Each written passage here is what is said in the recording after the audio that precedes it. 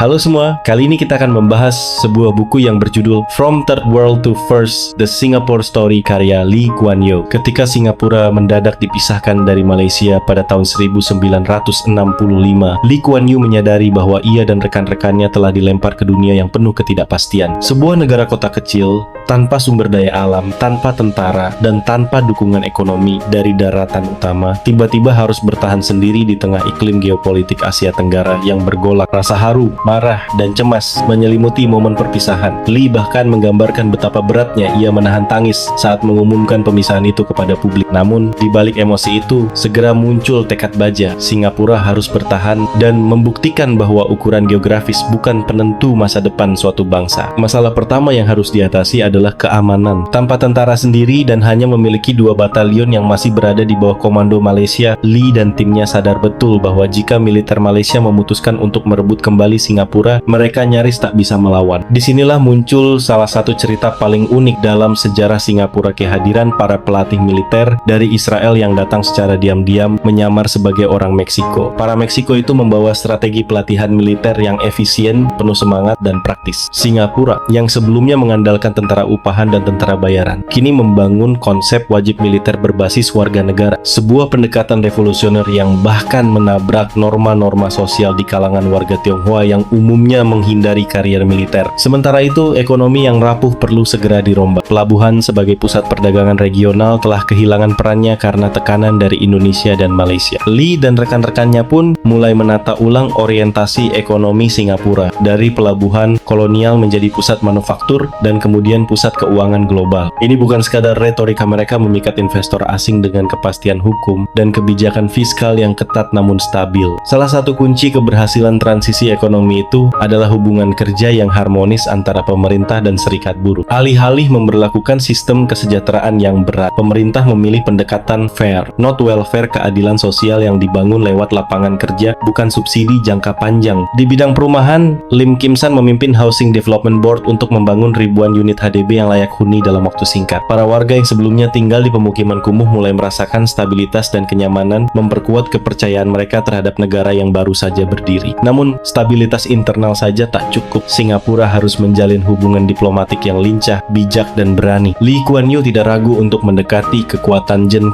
besar seperti Amerika Serikat, Jepang, dan Eropa, sekaligus menjaga jarak strategis dengan tetangga-tetangga yang sensitif terhadap perbedaan etnis dan sejarah. Dalam salah satu babak yang penuh ironi, Lee menyaksikan sendiri bagaimana upayanya membantu Malaysia mengembangkan sistem federal yang multirasial justru menjadi penyebab utama pemisahan Singapura. Setelah insiden rasial tahun 1964, ia dan para pemimpin Malaysia makin bersitegang karena perbedaan pandangan mendasar soal konsep kewarganegaraan. Lee tidak menyalahkan sejarah, ia memilih belajar darinya. Dalam memuar ini, ia dengan gamblang menuturkan pentingnya meritokrasi sebagai fondasi kebijakan publik. Ia percaya bahwa masyarakat majemuk hanya bisa bersatu jika setiap orang tahu bahwa peluang ditentukan oleh kemampuan dan kerja keras, bukan warna kulit atau asal-usul etnis.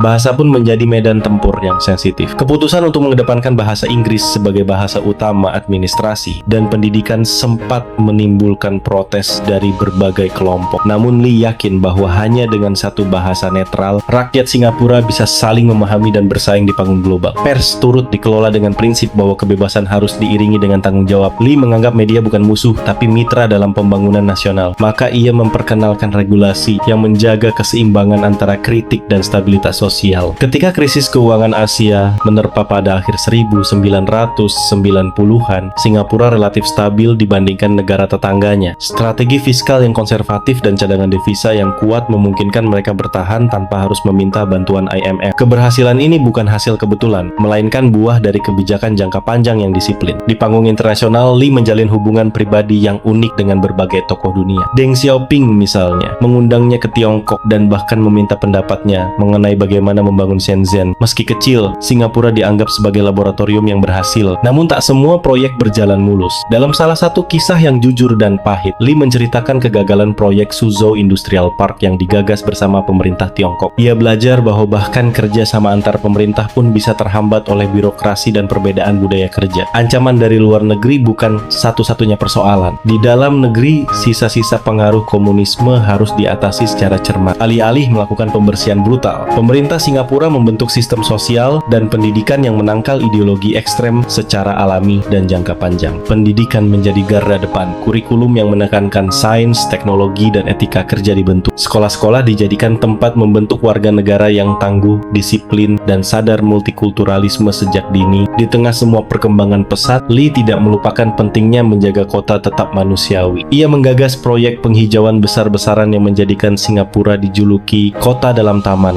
jauh sebelum konsep Green City menjadi tren global. Ia juga mengakui bahwa membangun ekonomi dunia pertama tidak otomatis menciptakan masyarakat dengan jiwa dan budaya dunia pertama. Maka dalam bab-bab akhir bukunya, Lee merenung tentang perlunya menumbuhkan seni, sastra, dan nilai-nilai kemanusiaan yang lebih halus. Lee tidak mencitrakan dirinya sebagai pahlawan tanpa celah. Ia mengakui kesalahan, mengoreksi kebijakan, dan bahkan mengakui bahwa sebagian langkahnya mungkin tidak akan diterima oleh standar liberal barat. Tapi, katanya, tugasnya adalah memimpin sesuai dengan kebutuhan dan konteks masyarakatnya. Momen ia menyerahkan kekuasaan pada Goh Chok Tong di tahun 1990 adalah contoh bahwa kepemimpinan sejati tahu kapan harus mundur. Lee tetap menjadi penasihat, namun tak pernah mengintervensi secara berlebihan, membuktikan bahwa transisi kekuasaan bisa berlangsung damai di Asia. Buku ini bukan hanya catatan sejarah, tapi juga studi kasus tentang bagaimana sebuah bangsa bisa bangkit dari keterbatasan menjadi kekuatan. Ia menolak untuk menulis buku panduan sukses karena baginya apa yang berhasil di Singapura belum tentu berhasil di tempat lain. Namun, nilai-nilai yang ia pegang, integritas, ketegasan, keadilan, efisiensi, dan cinta tanah air adalah prinsip universal yang dapat menginspirasi siapapun yang sedang membangun negara, organisasi, atau bahkan hidupnya sendiri. Dengan kisah-kisah yang tajam, anekdot yang tak terduga, dan refleksi yang penuh kebijaksanaan, From Third World to First adalah kesaksian luar biasa tentang bagaimana kemauan politik, visi jangka panjang, dan kerja keras bisa mengubah takdir sebuah bangsa kecil menjadi cerita besar di abad ke-20. Dan begitulah kisah luar biasa di balik transformasi Singapura, sebuah negara kecil yang berani bermimpi besar dan yang dengan tekad serta kecerdasan menulis ulang nasibnya sendiri. Melalui mata dan pengalaman Lee Kuan Yew, kita belajar bahwa membangun sebuah bangsa bukan hanya soal strategi ekonomi atau kekuatan militer, tapi soal karakter, nilai,